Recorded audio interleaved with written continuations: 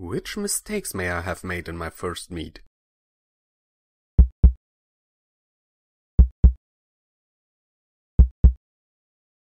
My brother gave me a book about brewing mead and I thought I would give it a try. On my shopping list were 6 kilos of the cheapest honey I could find, yeast, nutrition, sulfite, citric acid, an analytical balance, a thermometer and a big pot. The first job is to get everything really clean.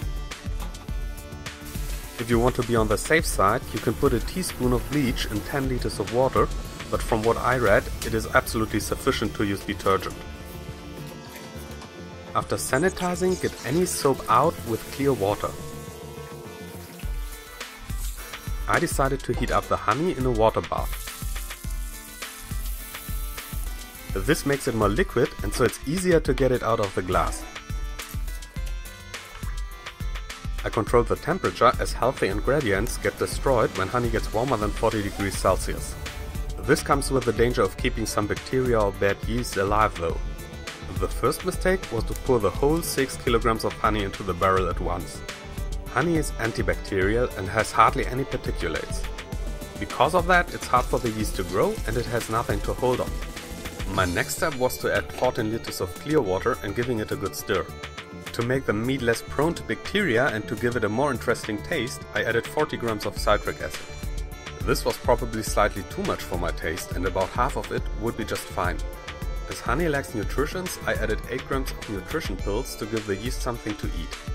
And noticed right away that you should crush them before you put them into the barrel.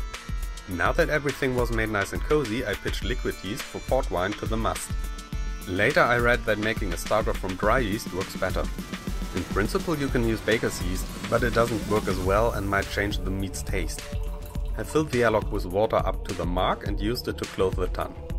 After 5 days there was still no movement. The must was prickling like sparkling wine though, so there was fermentation but the carbon dioxide couldn't get out. Somebody gave me the hint to add some grated apple.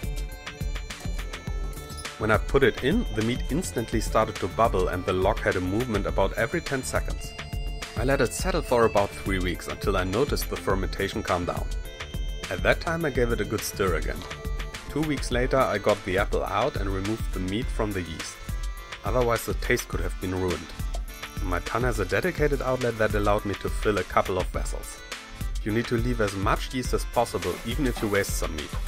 As I didn't have another tun, I needed to carefully clean the one I have and pour the mead back in. It took another 10 months for the fermentation to finish. I guess it was that long because of the bad start.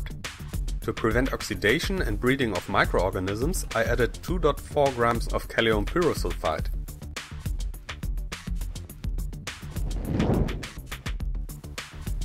I gave it a good stir, let it settle for a few days and filled it into bottles. The tea filter I used just gets you rid of the last apple pieces. It's not fine enough to clear the mead from yeast. The taste is very nice and not too sweet. So far all my friends liked it. If you prefer, you can add some more honey to increase the sweetness.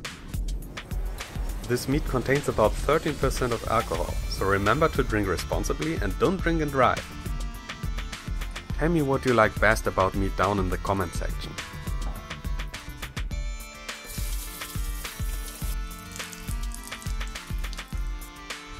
If you enjoyed the video, click the like button to let us know you want more of this content.